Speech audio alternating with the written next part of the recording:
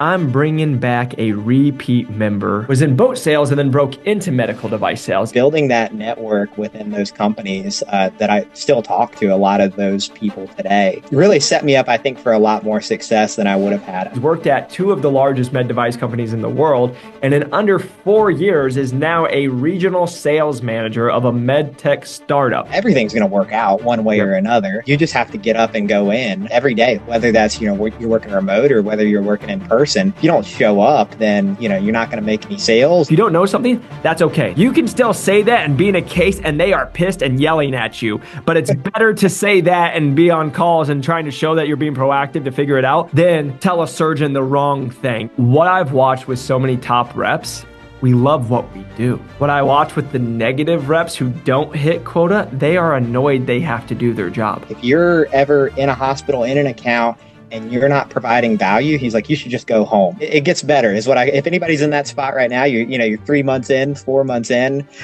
you got to keep trucking. This is why I love being in medical device sales. Like this makes it all worth it.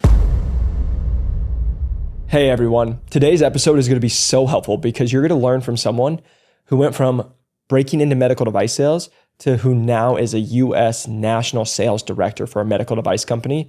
And he did it all in under 5 years. So I know he's going to give you so many actionable steps that are not going to only help you break into medical device sales, but also get you that opportunity to go be a top performer because he's shown that. And now he's the national sales director of a whole medical device company at under the age of 30. And I wanted to record this because we actually talk about him having the opportunity, but he found out just a couple days after we recorded that podcast that he got the job. And now if you go see him on LinkedIn, you will see that he is now the US National Sales Director for his company. So let's get into today's episode. I'm bringing back a repeat member. The first time, if you guys watched it back in the day, Mr. Seth was in boat sales and then broke into medical device sales. And now I am so excited to bring Seth back after not breaking in. He's worked at two of the largest med device companies in the world, and in under 4 years is now a regional sales manager of a med tech startup. And we're going to be diving through his journey that's only going to help you all and give you more tips on how to break in and also be successful in the industry. But we're also going to talk about his journey of what it's been like going from, hey, a massive med device company to now running the East for a med tech startup. So Mr. Seth Coletti, welcome back to the program. Thanks for having me, man. I'm super excited to be back on. I was just talking to you. It's crazy to see, how far you've come with the podcast. And I'm going to have to go back and watch, I think, my original episode just to see the difference here. But I'm glad to be on, man. Man, well, first off, you guys are going to see he's got a good flow now from when we did our first one. He's got the flow going. But yeah, no, it's just so amazing. We were talking off air to start this out is, being able to watch the journey over the last really 4 or 5 years for both of us, right? Of being able to medical device sales, have the success. And, I was able to go and have fun and be a regional sales manager of the West. You're now the regional sales manager of the East, and you've just continued to progress in your career. It's again, like my friends, I just always put this success leaves clues. And I remember on our podcast years ago, I'm like, watch Seth, he's going to go be successful. And holy moly, it worked out again. So Seth, can you just kind of go into a little bit of detail of like maybe some of the companies you've worked at, where you're currently at, kind of what that journey has kind of looked like for you? Well, I knew, kind of in college that I wanted to do something in sales. If you listen to the first episode, yep. I was in boat sales in college, and I just really I'm competitive. I like that atmosphere. I like to have that end goal in mind, and found out about medical sales, talked with you, got into the industry right after I graduated. I think I started the month after I graduated, which was awesome. Started with, a couple of the big companies, worked for them for the first part of my career. And I think that gave me a lot of good experience. You go through the big training programs, you get to learn from these people that have been in the industry for 15, 20 years, and how many reps have they kind of mentored throughout that time. Super grateful for my time. I've been with two of, the largest companies, I think, in the world. Yeah. And enjoyed the process both times, was able to kind of sell a product that, the doctors know your name when you walk in, that you're able to just kind of walk right into a lot of these hospitals and health systems without having to go through any red tape. You just show your badge, they see the name, and they're like, oh, you're cool.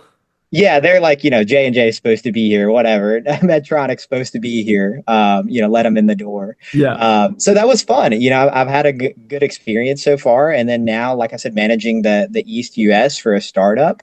And it's a lot different. But I wouldn't change a thing about my journey. We are going to dive deep into it because there are some pros and cons with everything in life, right? And there's the pros, and like we'll dive a little deeper of like the big companies and share some experiences. But real quick, Seth. So when you first got in with one of the big companies, like you said, the big sales training and whether that was like, can you talk about what that transition was like, especially coming from like, college, boat sales, working all the time to, hey, what was your first year like in medical device sales? Like what were your biggest like learning points? What were your takeaways? What do you think you were going to accomplish? And then you got the hard truth of like, this is what life is like. What did that first year look and feel like? Well, you get in and then everybody tells you, hey, it's going to be like drinking from a fire hose. And I mean, you're like, okay, sounds good. I can do that. But I think, you never really know what that is actually like until you do it. You're like, okay, it's going to be tough. But I can do it kind of thing. I mean, the training program alone for these big companies, as you know, is just, you have to like kind of learn something today Yeah. and then tomorrow be able to, tell everybody back and forth like you're an expert what that is. I think it brings a lot of value to the customers of those big companies because you can go in and they know the reps are truly going to be experts Yep. kind of in their field. So learning the product, the first couple of months, the big companies really invest a ton into that. I'll say what kind of helped my success with those companies. I'm always the guy that's like going to call you up. Whoever I see on the leaderboards when I'm starting out, I'm like, hey, I'm going to call that person up while I'm driving, see if I can catch them and like ask them what's working for them. Probably sometimes like dumb questions, but just building that network within those companies that I still talk to a lot of those people today really set me up, I think, for a lot more success than I would have had. I mean, they give you, as you know, like a mentor usually, and then you have a field sales trainer, but really building outside of that to the people who are number one, number two on the leaderboards. What are they doing? Because a lot of times they don't have time to be a field trainer, but they're absolutely crushing it. So I mean, I just went in kind of head first, and that was right after college. So I was ready to put in all of my time into something. Got super lucky and ended up being one of the top people on the team. And I think it's attributed to a couple of those things. Yeah, but I got to interject a little bit. You got lucky because you put in a lot of work, and the lucky just somehow made you one of the top people, and it's continued to show, right? Like, no, and that's great advice. Like again, we talk about this all the time. You guys, whether you're in or trying to get in, like the number one thing is you just have to get other people around you. You have to have people who are going to be able to help you, and sometimes you're going to have to get really creative on how you're going to try to get people to help you, right? Because I think the misconception that comes in is you get hired at a company such as the big ones like a Medtronic, a Stryker, a J&J, a BD, all these big companies, and that they're going to give you everything you ever need and you'll never have to think again because their training program is so amazing, right? And the reality of it is amazing. Like that's they do such a great job, but just like anything, it doesn't even take away the big companies, even the small companies. So we all go through it. There's only so much information you can give somebody until they start like having steam come out their ears and they're full and you can only take in so much information, right? Because I just remember coming from all my trainings, right? You go in 2 weeks, you just don't even know your name afterwards because you just took in so much information. All right, we just paid you guys a lot of money, spent a lot of money on a training, go make us money now, right? Like that's why you're here, you're a rep. But then what many new reps do, and this is the mistake I did just like everyone, that's why we can talk about it, is then you just go regurgitate what you just learned. You didn't ask any questions to qualify anybody. The surgeons and everyone's already annoyed by you. And then you lose your first couple of deals and you're like, I can't figure it out. And then you start doing what you talk about, networking, talking with other reps in the industry. And then it's like, maybe I should ask a question on the doctor before I start talking about what my product is. Well, I mean, it's exactly that. The first, couple interactions that I had with surgeons and doctors, I mean, it was just I would get out of the conversation and I would be thinking to myself, in the car, in the hallway, well, what the heck did I learn like during that 5 minutes? And I'm like, I don't know anything more about that doctor. All I know is that I told him a bunch of information. He kind of nodded his head a little bit, and then we ended the conversation and got nothing. I got nothing out of it. He got nothing out of it. He's like, this guy's brand new. I'm Brand not going to new. buy his thing. That's what I was just going to say is a couple things. Number one, it happens to all of us. Like we've all been it. So it's part of the process. So just understand you're not alone if you're going through that. But number two is the surgeons and doctors laugh because you're the 900th rep they've ever seen in their life. Like they've done this for years and they're like, oh, here's the green guy or the new person who's just now throwing up all everything they learned at training and never even asked that I'm best friends with the competitive rep for the last 17 years and we go golfing. You know what I mean? It's like that's the honest part. But what do you feel was an expectation you had in your first year of breaking into medical device sales that you found out really fast you might not be able to hit that expectation that you put in before you got in the industry? Because I'll share mine after you share yours, but I want to see what you have to say. After helping thousands of people break into medical device sales, we've received a lot of messages of asking for more personalized coaching and mentorship. Our average member breaks in 8.5 weeks at over $105,000. And if you're really interested and really motivated to break into medical device sales, you can click the link below or check out our website at newtomedicaldevicesales.com. See all the testimonial videos of people breaking in with Medtronic at over $170,000, at Abbott $175,000 as a full line rep. So if you're really excited and also motivated and wanting personalized coaching and mentorship, then go and click the link below, schedule a call, and we'll get you where you want to go. Enjoy the rest of the episode. Well, I think the big thing is, I worked for, I got in with one of the top companies. Here I am, going through the training program. Everybody's like, this product is great kind of thing. You learn like all the good stuff about it. And then getting kind of into the field, I don't think I realized, how competitive it was, and that I'm just like a drop in the pond. Yeah, like it's a big name that I worked for.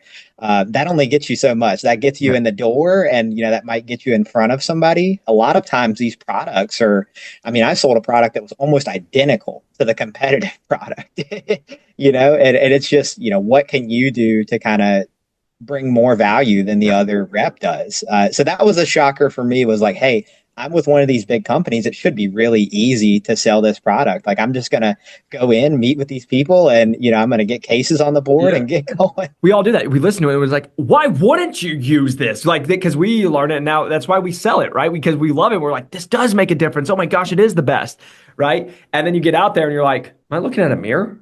Like, is this like, oh, so your switch is yellow and ours is blue. Like that's you know what I mean? Like there's just those little things that come into it. And so, yeah, I think one of the expectations that I had for me was like you said, hey, this product sells itself. It's so great. It's going to do it. And then you find out about all the troubleshooting that had to come in. Like, I'll never forget my first case where it was like, we had the old equipment that I end up upgrading later in that year, but like we had the old equipment. I'm with my top doc. The case starts going horrible. She starts cursing at me. My stuff's not working. I'm calling my regional manager, trying to figure out what's going on. And it takes time, right? You think you're just going to come in because, again, we're very confident individuals. And it's like, hey, you're going to go. And I think that first 6 months, I'm like, oh, this is going to be a walk in the park. Because I think the mistake most reps we all come in with is we're going to come in and make a sale in the first 3 months and put our name on the board. And then everyone smiles and laughs and says, all right, let's go watch you get yelled at, kicked out of OR rooms and all the stuff that comes with it, right? And so I guess one of the things I wanted to share, and I want to hear your experiences, like, for me, I remember it took me about 6 months. 6 months of going to the same accounts, meeting with the same people, being in the surgeries, doing all this stuff. And I remember the first day in about 6 months when my stomach didn't feel sick or / anxious while I was at a case. And then I was like, I got this. Like, it's all right. But for the first 6 months, every single case, I'm like holding my breath and I'm like, please work. Please don't have any problems, right? Like, what was that kind of like for you, Seth, when you went through that process? Probably, about the same timeline. But I just remember, I would show up to accounts, or if I had like a virtual meeting, I would be, 10 minutes before, like just psyching myself out in my head, like what's the worst possible thing that could happen? And, if I'm at an account, I'm sitting in the parking lot, for like 10 minutes before I go in kind of thing. And at the end of the day, I think what I had to learn was that, everything's going to work out one way or another. Yep. You just have to get up and go in, every day, whether that's, you're working remote or whether you're working in person. If you don't show up, then, you're not going to make any sales and it's going to go to the competitor. So I mean, you kind of get in the groove, I think, with kind of every job that you're in. I was in that role, my first role, for a little bit over a year, and then got a good offer, so made the jump to another company, and it was kind of the same thing. I went through the training program, and then exactly like you said, like I kind of observed some surgeons that were still using the product, and I was just, even though they were already using it, I was in my head like, please work, Yeah, like, yeah, that way, they're not like, hey Seth, what's going on? yeah. But I think you see, I mean, especially being with a company where you can end up trusting the product, and see the success that it brings. As time goes by, you kind of develop that trust yourself. And, I got into the groove where I'm like, I know this is going to work. Yeah. Yeah, there might be these two things that happen, but I'm going to be able to fix that. It gets better is if anybody's in that spot right now, you're 3 months in, 4 months in, you got to keep trucking. Yeah, it's just the thing. It's like you said, it's the confidence. I remember after like 12 months, like I remember I would get calls from nurses and they're freaking out and they're like, "Oh my gosh." Or I walk into the room, right? Like I came from one other case and I'm walking into the next case. I walk in, everyone's screaming, everyone's yelling, the machine's beeping loud, everyone's like freaking out and I'm like, "Let's just breathe. Everyone, I'm gonna need everyone to take a big breath. I'm here. We're going to make it okay, right? Because at that time, after 6 months, 12 months, you ain't seeing much new things, right? And then if you are, you know how to fix it normally, or again, you just have way more time and experiences under your belt that's going to make your life easier. So just like you just said, I just wanted to put that out there for anyone who is listening. They're like, oh my gosh, this is me. Because we've all been there, right? Because again, I think a lot of times what people do is they see everyone else who's like had success as reps and they're like, they never went through any of this. It's just me. And it's like, no, we all have gone through it. We've all got yelled at.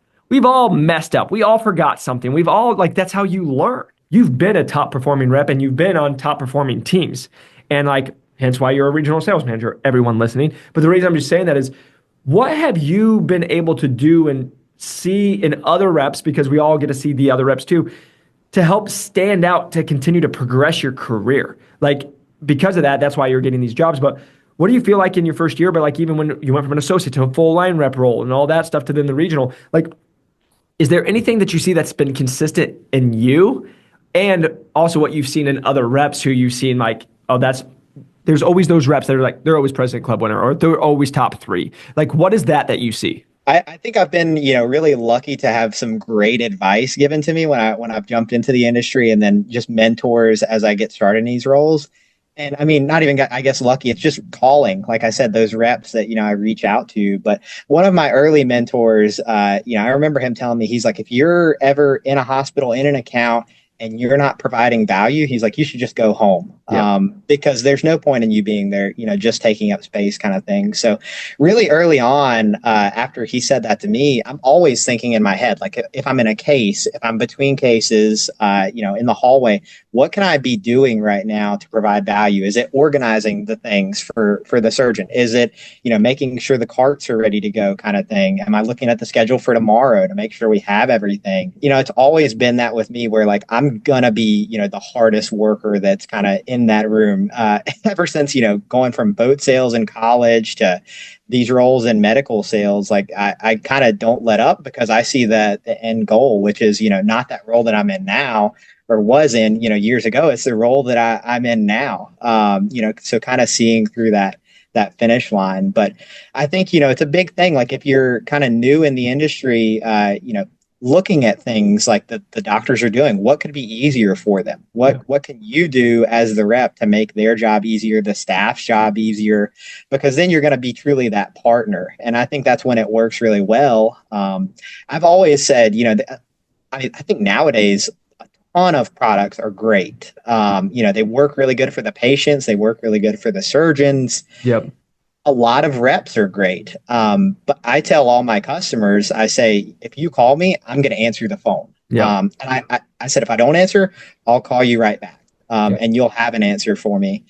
So anytime they reach out, they know that they can get a hold of me. And they know that I'm going to get them the information that they need. And I don't always have the information. I haven't 100%. always had the information, but they know that I'm not going to make something up. I'm going to call somebody and I'm going to get them the info. It's so good, man. A couple things I just want to touch on is, number one is just what you just said is, you're not going to lie. Like, people, can you please just listen to us for the fact of like, whether you're trying to break into the industry or whether you're inside the industry, you're dealing with salespeople when you're trying to get in the industry. And then you're dealing with surgeons, nurses, and doctors who've seen a million of you guys. People know if you're lying by it, even if you say, yeah, just by pauses, by the uncertainty in your voice, they know when you're lying, right? So Seth, you nailed it. It's like, again, what we always talk about is please, for the love of God, never lie to anybody that you're working with. Because if they find it, that is the fastest way to lose trust, get kicked out, never get used again. Number one. If you don't know something, that's okay. They don't expect it, but you just say, hey. And just let's make this really clear.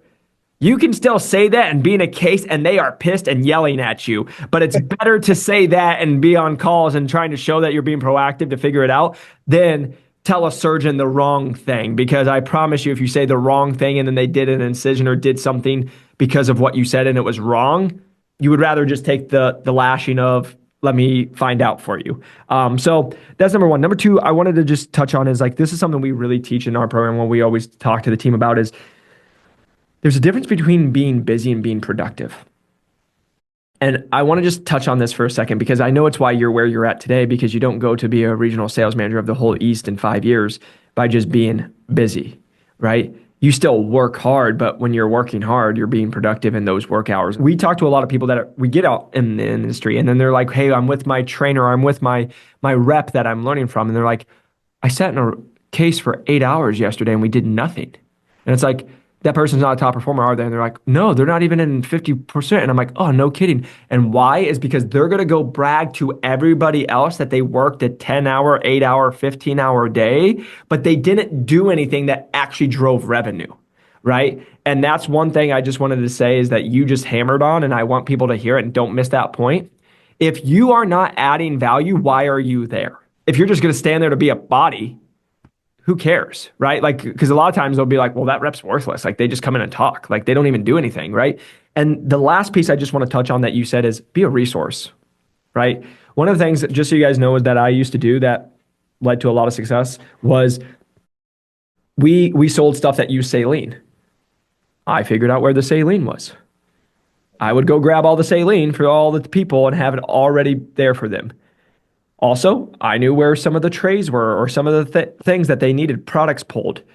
I would go pull it for some of the nurses or the charge nurses, and people would be like, well, that's their job and all the stuff and whatever it is. But the reason I'm saying that is the amount of thank yous I got, the amount of I'm just trying to make your life easier. And then lastly, we used saline, like I talked about, and there's deficits and volume that's in, and you have to track it. One of the things that I just started doing right away, I just got the card from when they take off and they put all their stuff on, and I would literally just grab it off, put my numbers on there, and I would give it to the nurse every single time because they always have to document like the in and the out and what was the deficit. I just handed it to them. The amount of times that I had a surgeon that I didn't even know that was a big deal, I was just helping, they're like, this is my favorite thing that you do for me, right? There was one of the doctors, she was my second largest doctor in volume, and she's like, I've done this for 20 years and no one's ever done this for me. Wow. And she just loved it. And again, guys, like the reason I'm just saying that is like, hopefully those are tips. If you guys are using saline or anything, go be a resource. But like, what are you doing every single day inside your territory to actually help your accounts go into it? Even, I just want to touch on this, and you probably can touch on this. You know how many times if I didn't have anything going on, I would just go check on my account supplies, and like I would go to the accounts and go check the supplies and be like, oh, you're low on a couple of shavers and low on this. I would go tell supply management who I had a good relationship, and I'd be like, hey guys, I just know you have 4 cases coming up next week and we have 2 this week. I just want to let you know you only got 3 blades. You're probably going to want to put it in an order pretty fast so you have the rest ones. I just want to let you know. They would tell me, they're like, you are the most helpful rep. Thank you so much. But actually what just happened is they just paid us money. They were like, oh yeah, we better get 10 blades. And I'm like, yeah, that sounds good for the next couple of weeks to keep you safe. Well, guess what? My next day, my report made thousands of dollars in sales. Why? Because they did it. And so just being able to provide that value, and I'm sure you can talk to this, Seth. Yeah, and it's exactly that. So if you're kind of sitting in that situation, you're like, well, I don't know what I can do. Just in your next case or as you're walking through the hospital, start observing those things. You know, we can't as reps get hands-on with the patients, but if you see a nurse that's kind of going crazy and she's gathering, 16 things up and running to the OR, that's something that you can probably help with. Things like that. I used to sell suture, going into the purchasing area and organizing the suture. Nobody else did that. I even did the competitive product too, not just ours. And then it's just like you said, if I see one that they're low on, I can go back and let them know, like, hey, you guys are going to need to order some of this. Like, what's going on? And they're just like, oh, thanks, Seth. Like, nobody else does that. It's supposed to tell us that we need to restock it, but it didn't tell us, and now you're here. So just whatever you can do to make their lives easier. I mean, we're on call to kind of be the expert for them in our product, right? That's our job. And while we're there, why waste it? Let's do something, and make use of our time and then help them out. Yep. And one thing I just want to say is I love watching you talk about that, Seth, because you light up when you're like, hey, this is what I'm doing. I'm providing value. And the reason I'm saying that to you guys is because what I've watched with so many top reps, we love what we do. What I watch with the negative reps who don't hit quota, they are annoyed they have to do their job. They're annoyed they have to stop at a hospital. They're annoyed that this person needs help. They're annoyed instead of where I always came from. And I know you came from this too, right? Because you just said, boat sales, we had no money when we first started. Now we're having a lot of fun, right? The reason I'm just saying that is because when you talk about it, it was like, when I came from personal training to where I was at, I was already making way more money than I ever had already made in my life. So I was like, this is awesome. And then you just go and then you actually care. And I had this talk with our team and our members yesterday. I was like, you don't want to know what's crazy? When you actually focus on not the money, you'll make all the money. When you actually just focus on doing the job duties and the job roles that you're supposed to do and then be really good at it, somehow people like you more. Somehow you become more helpful and more resourceful, and somehow more surgeries get done or more product gets used, and somehow your numbers go up and you get closer to quota. Like, it's crazy, but people don't want to look at it because what most reps are doing is they're like, I have this lifestyle. This is how much money I make. This is what I have to do. This is what I have to hit. And then that's how they work it down instead of how do I provide value first and then work it back. Okay, so you were at the big companies and then now you're at a startup, right? So real quick, when you were at the big companies, what did you notice now that maybe you never knew until you got to a startup? Because we can talk about this a little bit is, what you notice for you was kind of some of the big differences? Well, I mean, naturally, if you're at a larger company, you're going to feel kind of that more job security. There's going to be more defined processes. You're going to go through that kind of rigorous training program, and then they're going to give you a field sales trainer. They're going to give you a mentor. But there's other things that come along with that, right? I mean, you have people checking your metrics every day. You're getting, questions about what's going on with this account. Why are we not here? And I think sometimes, the bigger companies, that they get too many people in the process, honestly, to where, we're asking Seth about what's going on with this, and we're asking Seth to ask about what's going on with that. So I think good experience with both. And I think, it depends on the person, which one you would prefer. But what you also get with those bigger companies is, like I said before, you can walk in the door, at pretty much any health system and say, hey, I work for this company, and they're just like, oh, here's a badge kind of thing. Yep. Come on in. The doctors are, kind of, they know that you're going to be there and that you have the, whatever J&J badge on and you're a part of the team, versus if you're, with a smaller company, those guys are getting looked at like, hey, why is that guy here? Who is that? These bigger companies now, they have so many reps in the hospital that, you could just fly under the radar with a badge, having came into the industry yesterday. Yep. And then going to something like a startup, I mean, the difference is there's a lot more flexibility just as far as processes that we're doing today. If there's something that needs changed, we can change it right now. Versus if we're at like a J&J Medtronic, I could suggest that to my manager, and then what's he going to do? He's going to bring it up at the next meeting to his manager, who's going to bring it up to their manager. And then maybe it gets changed in a few months. Maybe it doesn't. And it just that something that would have been really beneficial for our customers kind of falls by the wayside. Yeah, and you nailed it. I think the big thing, just to talk to a couple of those points, is because I had the very similar experience for anyone that's really looking at like, hey, where do I want to go and all the stuff. The one thing I would just always say is when you go work at a big company, they can never take that away from you.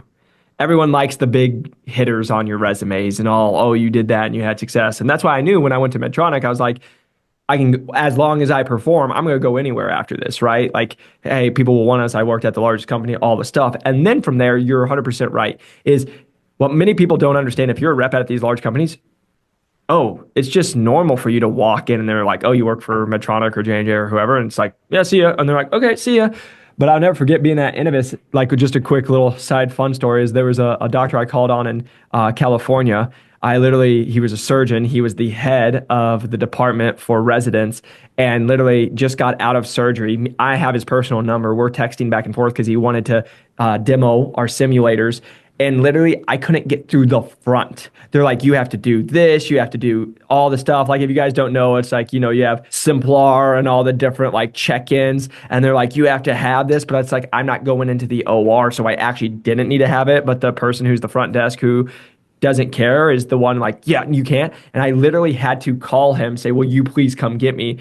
She's like, you can't leave. The surgeon says, Jacob, get up here. It stares at the girl. And I just walked by her with my thing and walked up. And it's just like, you just don't, it's little things like that you didn't think about. I think there's just pros and cons with it. Like you said, it's everyone's going to be a little bit different. The one thing I want to touch on is you said, job security, right? For everybody listening, right? Everyone thinks the massive med device companies are the safest. But just the transparent truth is I remember when I left Medtronic, people were like, why are you leaving? If you go back and watch my vlog when I was interviewing with Innovis, I literally called it about a year prior to when it happened. I said, well, we just went through COVID. There's a bunch of things that happened. They're not doing it. They're raising quotas, all this stuff. They probably can't keep for too much longer going that round. I left, and not even 9 months later, they got rid of every associate sales rep and even associate sales reps that they hired 1 week ago, right? Yeah. Because that's how it is. And so when big corporations come in and they clean house. Now with Seth's background with working at multiple large med device companies and having success, and now going and being a regional sales manager at a startup, you know what's guaranteed if things didn't work out in the med device where he's currently at? He'll be able to get another job. But we're not looking that way. It's, hey, things are going great where he's currently at. And so the reason I just wanted to touch on that is that's a big concern I get from everybody. Oh my gosh, I'm so stressed. What if I get laid off here and all the stuff? My advice I give, because I talk to people every day who get laid off and all the things, and it's just like, well, if you get laid off, you get laid off. You know what I mean? Like you can't worry about it, because what I watch people do is they worry about all the stuff that never happens.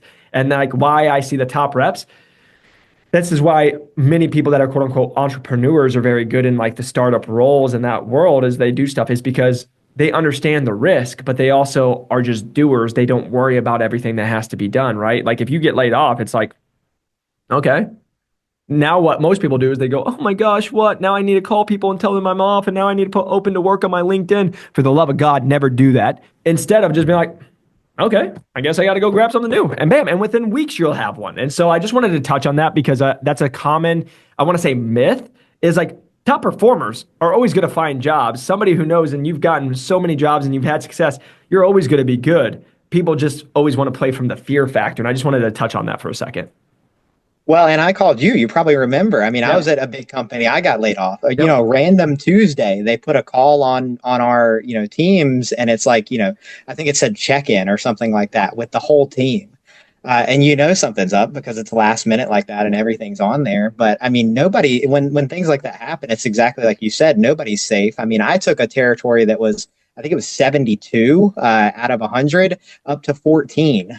So I had made incredible moves with where I was at. I was doing really great, and everybody they didn't keep anybody on that specific team. Yeah. So, I mean, wherever you're at, there's going to be that risk. But you said, I think the exact same thing when I called you. You're like, man, you're going to find another job. In that moment, you're going to be like, man, this sucks. Yeah. But once you're in this industry, that's the great thing about it. You've got the experience. You can talk to a product. You can show that you've had results. And that's what, these guys are looking for. They're looking for somebody that's done it before.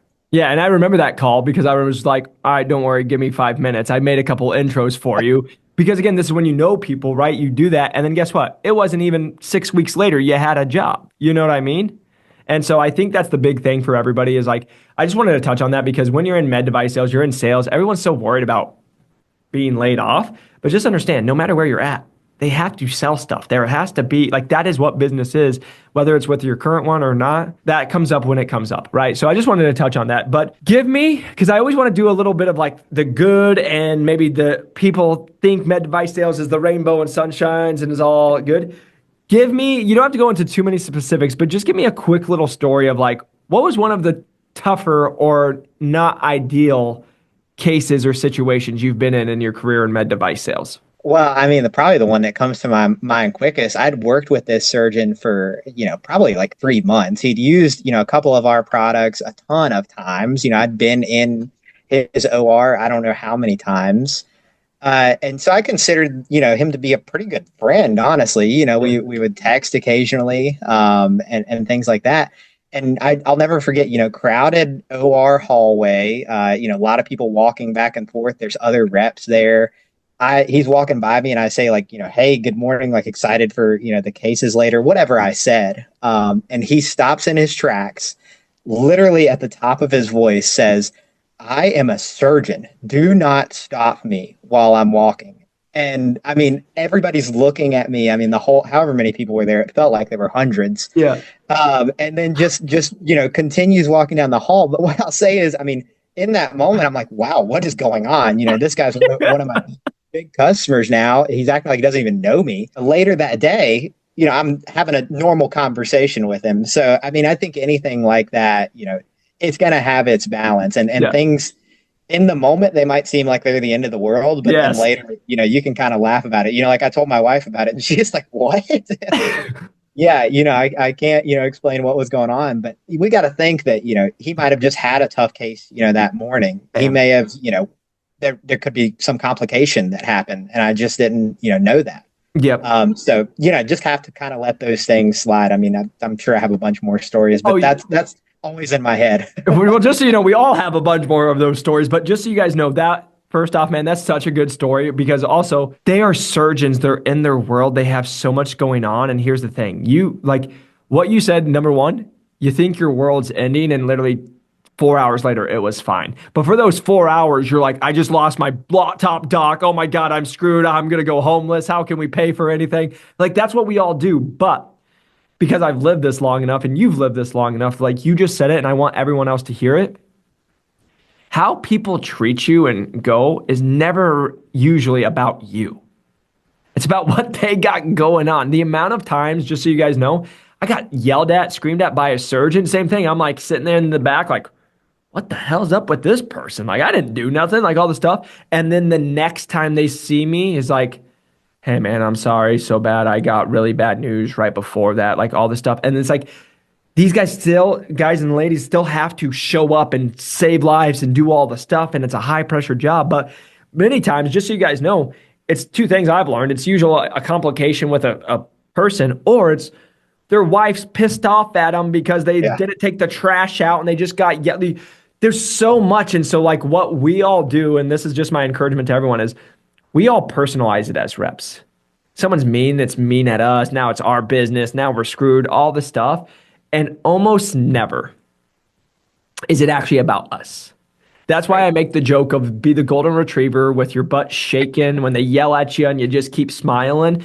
Is like normally, like you just said, you said hi to him being really friendly, yelled at you because also the going through his own crap or whatever, but also the ego, I'm a surgeon, I'm God, how dare you try to stop me, comes out every once in a while. And then 4 hours later, like, Seth, how's it going, man? How's the family doing? And you're like, what the heck? We've all been there, right? Like we've all had that, but you're like in the moment, I think you nailed it. It's like, hey, it's going to get better. It's just don't personalize it.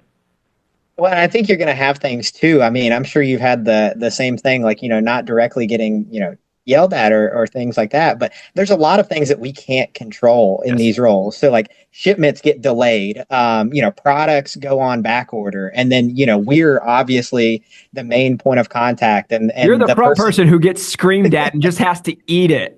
You do. Yeah, you absolutely do. Yeah, there's nothing I can do to get that product, off of back order. I'm not the one that manufactures it kind of thing, but you unfortunately take all of that blame, and you have to figure out, the main thing there is just, transparency. Like you said, you're the golden retriever. You're going to run through a brick wall for your customer. They have to know that, I'm going to get the product, first on Seth's list, whenever it comes off, or Seth's going to go to FedEx and he's going to go get it. You have to have a solution to their problem. Yep, 100%, man. And I think that's just such a good point because, again, I just want to put it out there as like, again, we all are going to have those stories. So now here's my one last question I always like to end it is, all right, so we just heard about your challenging time.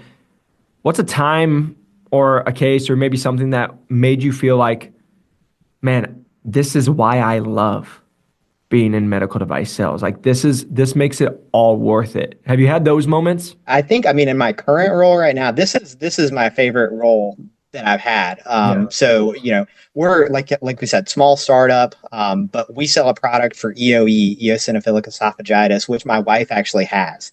So I mean, I have a personal connection to this, Yeah.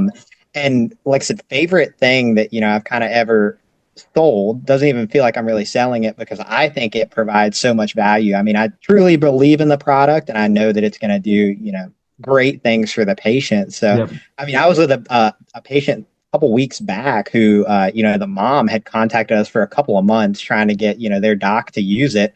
And we finally got them on board. I'm in the room with mom and the patient and the doc. Things go really well. And mom is just ranting and raving like about how, this is so great, Seth. She's like, I'm so glad we were able to do this. Kiddo's doing great sitting there. I mean, she's happy, mom's happy, doc's happy. And it's, Yeah. those moments right there that, it was a lot of work to get there. Yep. But now that we're here, I mean, things like that, just make it seem like I was telling you before we started the pod, it feels like I'm not even working. Yeah. And I mean, if that would have been my wife that was sitting there, I would have hoped that she would have got the same care and was able to get, the same thing that we have there. So I think that would be the challenge that, now that everybody's in, the industry probably that's watching this, or maybe you're not, start thinking about those things. Like, what is really important to you? Is there any kind of divisions where you're like, I would have a personal connection to that? Because I can tell you that's going to help, like I talked about before, where I said, adding value, you're going to know immediately, how can I add that value? Well, hey, my wife's got this disease. Like, this is what I can do to help your patients. It could have helped her in her situation. And it just makes going to work each day, a lot more fun. This is why I am thankful for that story is it's not always sunshine and rainbows, but it's those moments that make it all worth it. It makes the long hours, it makes the doing the stuff that nobody sees in the background, it's the late night emails, it's the hustling that people don't understand. That like, yes, in med device sales, financially, reps and managers and us, we're in a great industry that can do very well for our lives. But also you have to be motivated by other things. And that's what I want people, whether you're considering it or you're in it, because the one thing I'll just sit here and tell you is I talk to a lot of reps that have been in maybe for 1, 2, 3 years. And a lot of times it's the ortho world that they just feel beat up. They feel like they're not appreciated. They feel like what the heck's worth it. But it's like, there's so many different divisions. There's so many different things that you can do inside med device sales, number one. But number two, and that's like, you got to remember that like we do this to change lives. And when you get to actually see that impact of the changing of the lives, that's all that like I talked to a med device company. That's all they do. This med device company is national sales, meaning they actually bring their clients, their patients in and then have them share their personal stories. Sales just skyrocket the next 3 months every time because they're like, we believe, we see it, we're personally like, you got affected by it. And then they just go out because they believe in the product so much. And so that's why I appreciate you sharing that story, man, because it just is, that's what this is all about. Now, how I always like to end it for this is, people are going to reach out to you and be like, Seth, you've had a lot of success and you've been able to grow and dude, you're not even 30 yet and you're already a regional sales manager and doing everything. Is like, what's your best advice is if I'm getting in med device sales and I want to be successful in medical device sales? Well, it largely I would attribute a lot of my success to my network. I mean, talking with people like you, I feel like we're beating the dead bush here. But I don't know how many people are in my contacts, but keeping up with those people that I talked to when I was getting into the industry, and then the people that I worked for at my first company, and then the second company, whoever those top performers are, and constantly kind of evolving myself. So when we get into this industry, we go through the training programs. I think that's the best piece of advice I could give is that it doesn't end there. So what are you doing to kind of make yourself better versus thinking that, you're the expert, you're as good as you're going to be, listening to podcasts just like yours, reading books. I mean, I just like to constantly take in information. We have a lot of driving time, flying time. Yep. You have time to pick up a book. You have time to put on a podcast. You're doing admin work, throw a podcast on in the background instead of, scrolling through TikTok or getting on social media. There's so much more that we can do to develop ourselves. And I think that, we should all certainly in this industry, but probably in every industry, just strive to keep learning. You nailed it, man. It's just like what I've watched with the top performers is they never feel like they're a top performer. They just want to feel like they're getting better. And they're always like, it's like the professional athletes, right? It's why they still all take care of themselves because they know that 1% can make them that slight edge compared to the people that are usually middle of the pack or like, I'm God. I'm Jesus. Like I'm the best that's ever been, right? Like, oh, I do med device sales. It's the education. It's just the learning. It's how do you continue to get better? Get around other people that also want to get better. And I want to just push that as much as we're making a community here. We're also, we have resources that you guys will be able to click down below. But the reason I'm just saying that is because we want you all to be able to have success. We want you to be able to have the opportunity to win and learn. And so, Seth, I just want to say thank you so much. Truly, man, it's so much fun to get on this podcast and see how much success you've had in such a short amount of time. And I know it's only going to keep skyrocketing. And I just want to say thank you from the bottom of my heart. Absolutely, man. You're welcome. And just a quick, thank you to you as well. I mean, I've told you a million times, if there's anybody on here that, hasn't broke into the industry yet and they're considering, working with you, I don't think that I would be where I am today if I wouldn't have. And I can genuinely say that, probably would have taken me however much longer to get into the industry, fumbled my way in. And then what do I do when I get in kind of thing? So can't recommend you enough, man. And appreciate you having me on again. Appreciate you, man. Well, if you guys are interested, press that like and subscribe button. If you want to learn more about how we help people break into medical device sales, you can click the link below. And you also can reach out to us if you guys are in the industry and you're either trying to make that transition from an associate to a full line rep, or if you guys are just wanting to learn how to come in your first year and absolutely crush it. So always just want to provide value. But until the next one, keep crushing it. Go after quota. We'll see you then. Peace.